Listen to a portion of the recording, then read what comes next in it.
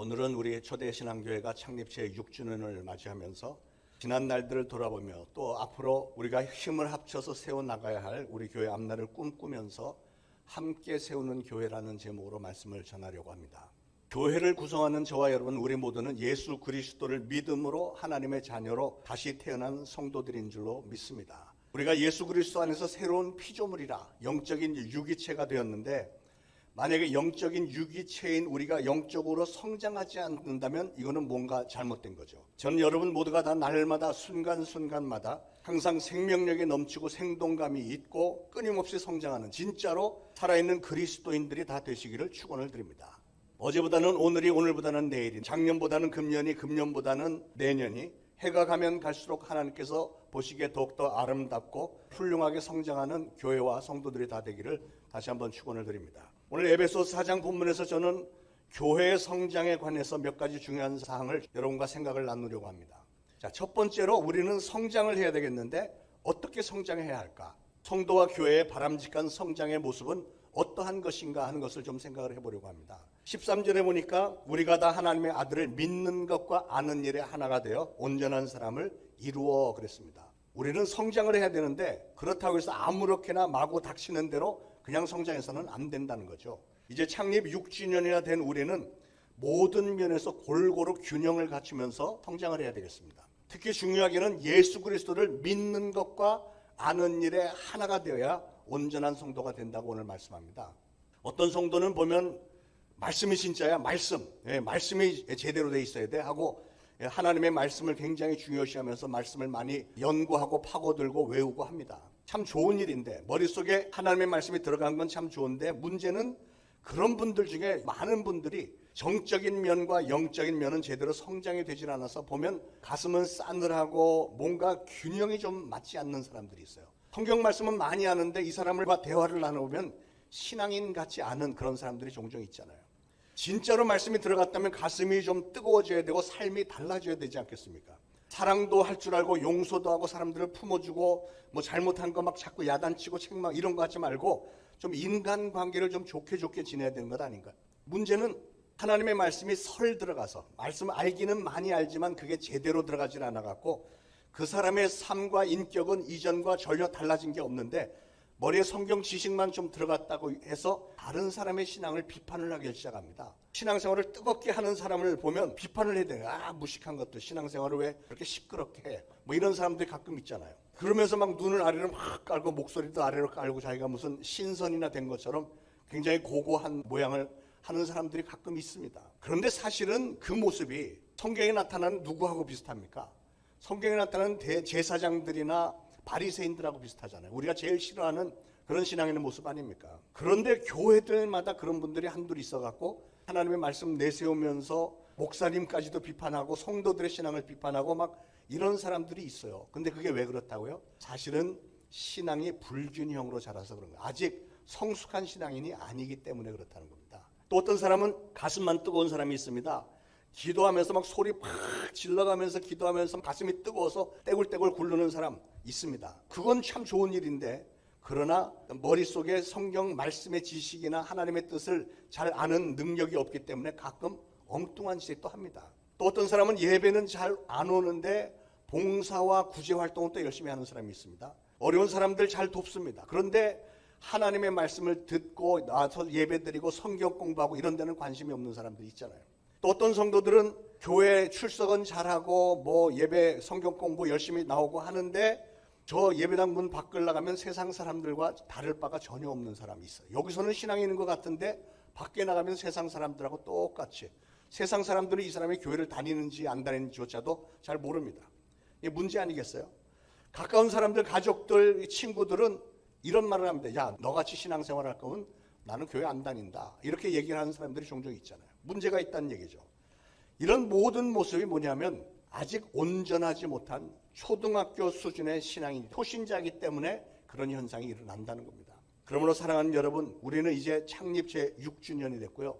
여러분들 중에는 신앙생활을 오래 한 분들도 계시고 하니까 이제는 우리가 더 부쩍 성장한 모습이 있어야 되겠는데, 성장한 신앙인, 온전한 신앙인, 다시 말해서 정상적인 신앙인은 머리에 지식만 많아도 되는 게 아니고 가슴이 뜨겁다고 그것만 갖고 되는 게 아니고 골고루 균형을 갖춰서 신앙과 인격이 함께 성장을 해야 되는 겁니다. 그래서 신앙도 지정의, 지성, 감성, 의지가 아름답게 조화가 이루어져야 되는 거예요. 말씀이 들어가고 성령 충만함을 받았으면 인격도 좀 성숙해져서 세상에 나가서도 진짜 그리스도인들답게 살아야 되겠고요. 또 맨날 교회 나오면 은혜 받고 복 받는 것만 요구하지 말고 은혜를 받고 복도 받았으면 이제는 나눠주는 것도 해야죠. 우리 예수님께서 제일 마지막 순간에 유언처럼 명령하신 복음 사명, 땅끝까지 이르러 내 증인이 되라 하신 그 말씀도 준행을 해야 되지 않겠습니까? 다시 말해서 전도와 선교하는 일도 적극적으로 좀 해야, 그런 것까지 해야 정말 온전한 성도가 되지 않겠습니까?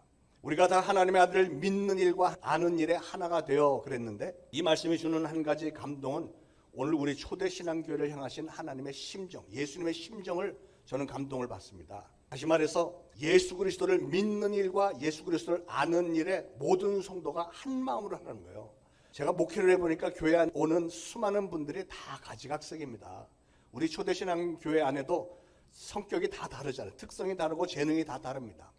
사실은 성격이 맞지 않는 분들도 있어서 자칫 잘못하면 다툴 수도 있고, 그런데 그 전혀 다른 분들이 모여서 한 마음 한 뜻이 돼서 주님의 몸된 교회를 세우면서 지난 6년 동안 여기까지 잘 왔잖아요.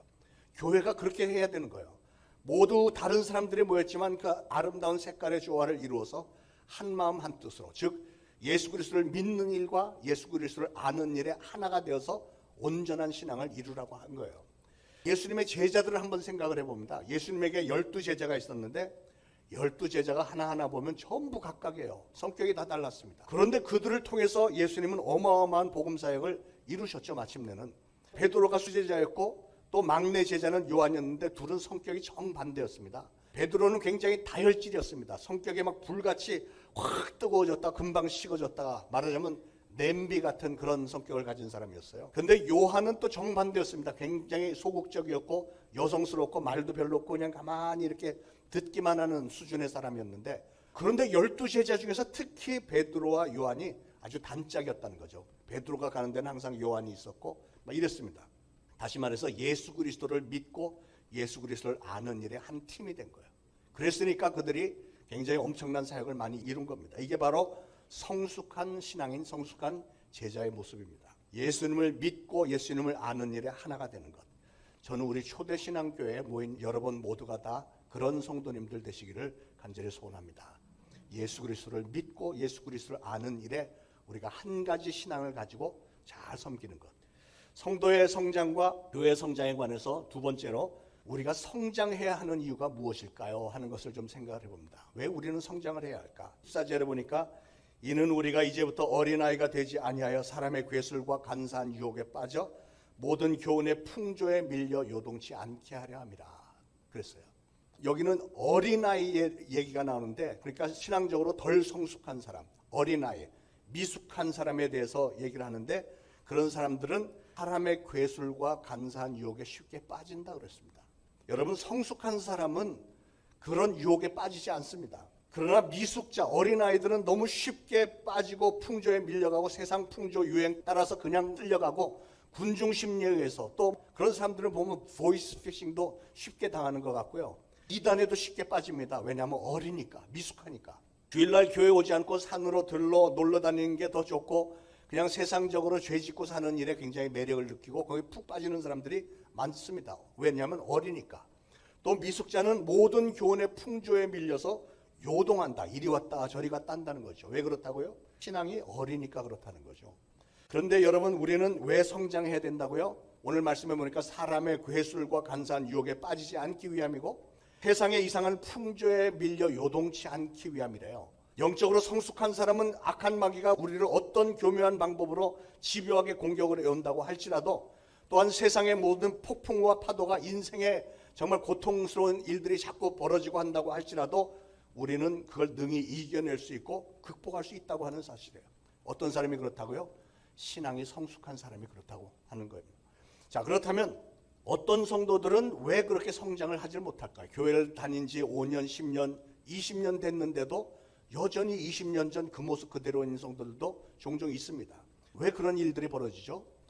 두 가지 이유를 생각을 해볼 수 있겠는데요. 첫째는 그 사람의 심령 속에 하나님의 생명이 없는 거예요. 다시 말해서 예수 그리스도의 복음이 없으니까 영원한 천국에 대한 소망, 그런 신앙이 아직 없기 때문에 성장하지 못하는 겁니다. 여러분 안에 생명이 없다면, 생명이 없는 것은 성장할 수가 없는 게 당연하죠. 생명이 없는데 어떻게 성장할 수 있겠습니까?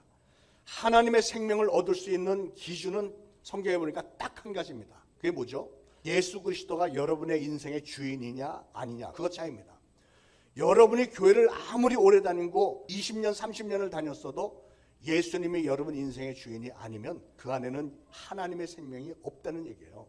만약에 여러분이 예수 그리스도를 여러분 개인의 구원주로 영접한 적이 없다면 그분에겐 너무 죄송하지만 아직 영원한 생명이 그분에겐 없는 것이고, 그렇기 때문에 그런 분들은 영적으로 성장이 되지 않는 겁니다. 그게 첫 번째 이유고, 그런데 어떤 분들은 분명히 예수님을 영접한 경험이 있고 성령 체험도 한 적이 있고 분명히 내 안에 성령님이 계신 것을 확신하는 분들인데도 불구하고 여전히 성장하지 못하는 분들이 있습니다. 왜 그럴까요? 그것은 그분 안에 어떤 병이 걸려있기 때문에 그런 거예요. 어린아이가 자랄 때도 보세요. 정상적인 어린아이는 계속 건강하게 성장을 해야 되는데 병에 걸린 아이는 잘 성장하지 못합니다.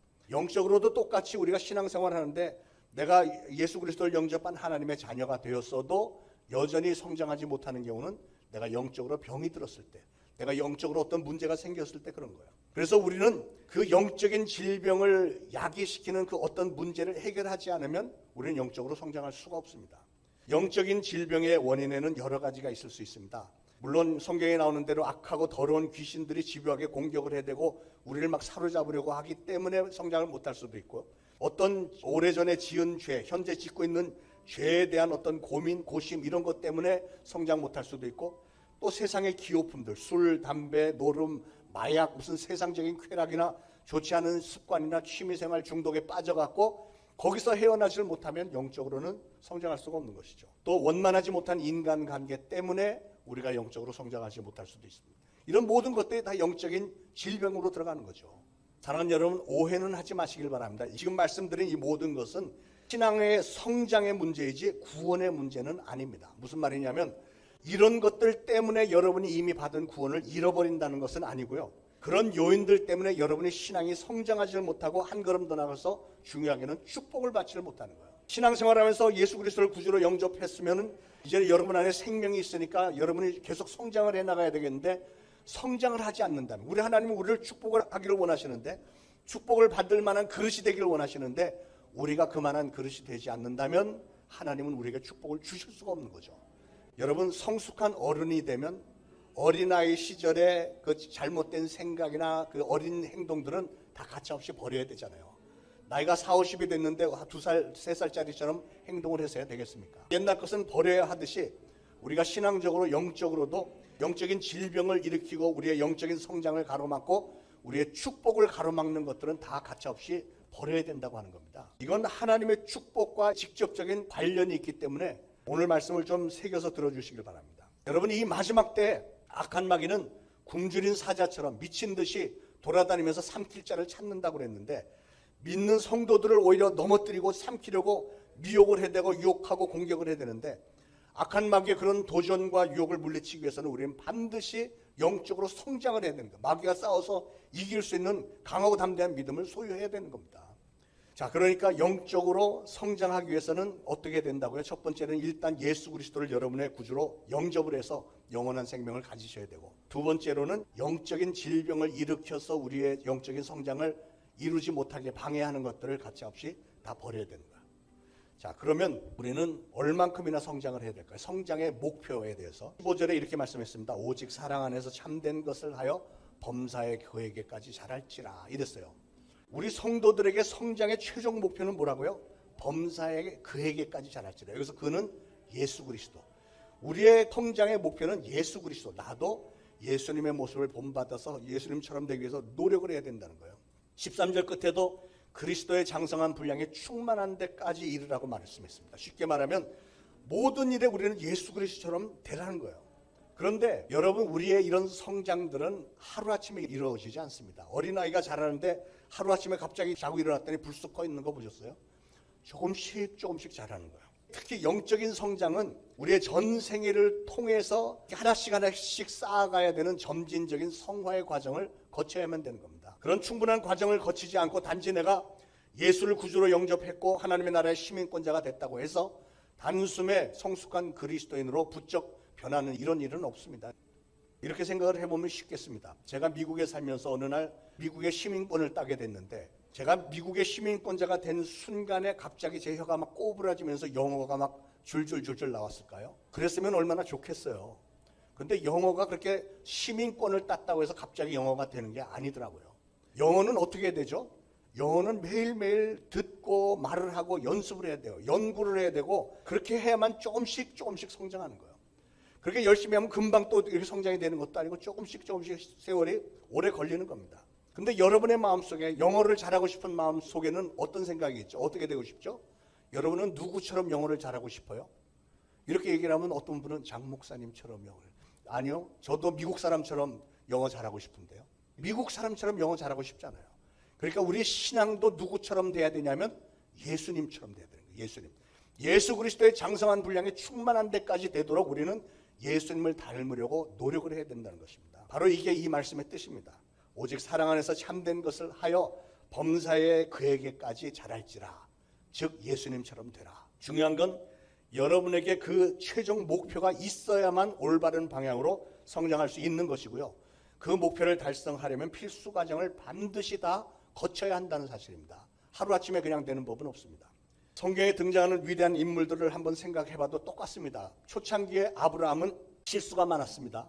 그는 참으로 어렵고 힘든 여러 가지 사건들을 만났는데 오랜 세월 동안에 여러 가지 사건들을 만난 것이 알고 보니까 아브라함의 영적 성장의 과정이었던 거예요. 하나님께서 그에게 제공하신 그 과정이었습니다. 그 과정들을 잘 치르고 나서 오랜 세월이 지난 후에야 마침내 아브라함이 믿음의 조상이 되잖아요.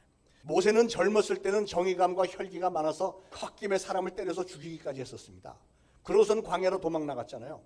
광야에서 40년 동안 훈련과 성장 과정을 거치고 난 후에 마침내는 이스라엘 민족의 지도자로 부르심을 받고 쓰임을 받았잖아요.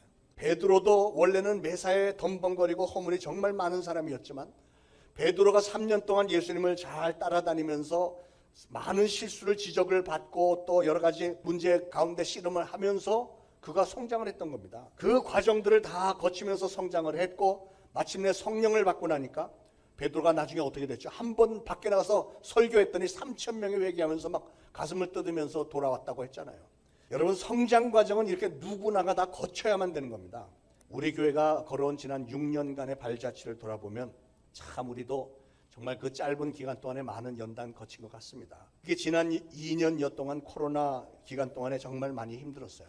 지난 2년 동안에 우리나라 교회가 우리나라에 원래 6만 5천 교회가 있었다는데 15,000개가 문을 닫았대요. 2년 동안에. 그러니까 4교회 중에서 하나씩 문 닫은 겁니다. 그런데 우리가 그 속에 끼지 않고 그래도 이렇게 건재한 것이 이게 정말 하나님의 은혜가 아니면 무엇이겠습니까? 얼마나 하나님의 은혜가 감사한지. 그리고 그렇게 힘들고 어려운 중에도 끊임없이 한 팀이 되어서 여기까지 교회를 잘 지키고 인도해 오신 여러분들 정말 진심으로 감사를 드립니다. 그러나 한편으로는 그런 힘든 과정들을 우리가 힘을 합쳐서 여기까지 왔기 때문에 여러분 대부분은 그렇게 해서 영적인 성장을 많이 얻었고요. 우리가 숫자적으로는 물론 좀 줄었습니다만 그래도 여러분 한 분 한 분을 보면 이런 고난의 과정 가운데 인격과 신앙이 많이 부쩍 성장한 걸 보게 돼요. 그렇기 때문에 앞으로 우리 교회는 바로 여러분들의 손길을 통해서 더욱더 힘차게 발돋움하고 도약해서 놀랍게 부흥이 될 줄로 믿습니다. 자, 이제 조금만 더 있으면 여름인데요. 사실 오늘 여기 에어컨 틀었습니다만 오늘 일기예보가 낮에는 28도로 되더라고요. 이번 봄은 유난히 짧았던 것 같아요. 이제 무더운 여름이 되면 이제 뭐 35도, 40도까지도 올라가겠죠. 이렇게 몇 달 동안 계속되는 이 뜨거운 여름 날씨는 우리의 몸과 마음을 상당히 힘들고 지치게 만듭니다. 그러나 여름에 뜨거운 태양열이 있기 때문에 만물이 성장하고 오곡백과는 무르익을 수 있는 겁니다. 뜨거운 여름을 잘 견뎌낸 야채와 과일이 달잖아요. 맛있잖아요. 우리 인생길에는 반드시 이런 아주 뜨거운 태양열과도 같은 힘든 계절들이 있게 마련입니다. 우리 교회도 그렇게 어려운 과정들이 6년을 돌아보니까 6년 전에 처음 시작할 때 주차장에서 텐트 치고 예배 시작했잖아요. 추운 겨울에. 그 찬바람 쌩쌩 부는데 추운 겨울에 텐트 치고 예배를 드렸던 몇 달 있었고, 그리고 학교 강당 빌려서 또는 학원에서 그렇게 그런 과정을 거쳐서 예배당 우리가 이게 꾸며서 예배드리고 또 이렇게 좋은 곳에 와서 또 꾸미고 예배드리고 이런 과정 가운데 돌아보니까 정말 우리에게는 엄청난 영적 성장의 과정이었고 둘도 없는 축복의 기회였다고 하는 것을 저희는 믿습니다. 그런 과정을 잘 치러낸 후에 이제 더욱더 뚜렷한 목표와 비전과 이제는 하나님이 이런 과정에서 우리를 여기까지 인도해 주셨으니 하나님 분명히 우리 교회 부흥시키시고 우리를 통해서 영광을 받으신다. 확신을 품으시고 우리는 더욱더 성장하는 그리스도인, 성장하는 교회, 그리고 성도들이 힘을 합쳐서 함께 세우는 우리 하나님이 기뻐하실 만한 교회가 될 줄로 믿습니다. 사랑하는 여러분, 제가 질문 한 가지로 마치겠습니다. 여러분은 지금 계속해서 성장을 하고 계십니까? 영적인 성장을 묻습니다. 여러분은 지금 영적으로 계속 성장을 하고 계십니까? 이 질문은 우리의 신앙생활에 얼마나 중요한 질문인지 모릅니다. 전 여러분 모두가 다 수시로 그냥 1년에 몇 차례씩은 잠깐 멈춰서 나는 지금 영적으로 성장을 하고 있는가 한번 점검을 해보시길 바랍니다. 저는 여러분 모두가 다 예수 그리스도의 몸 되신 우리 초대신앙교회 지체로서 예수 그리스도를 믿는 것과 아는 일에 하나가 돼서 한 팀이 되어서 또 한 걸음 더 나가서 예수님의 지상명령을 잘 감당한 일에 하나가 되어서 온전하여지며 날마다 예수 그리스도의 장성한 분량에 맞게 끊임없이 성장하게 되시기를 예수 그리스도의 이름으로 축원을 드립니다.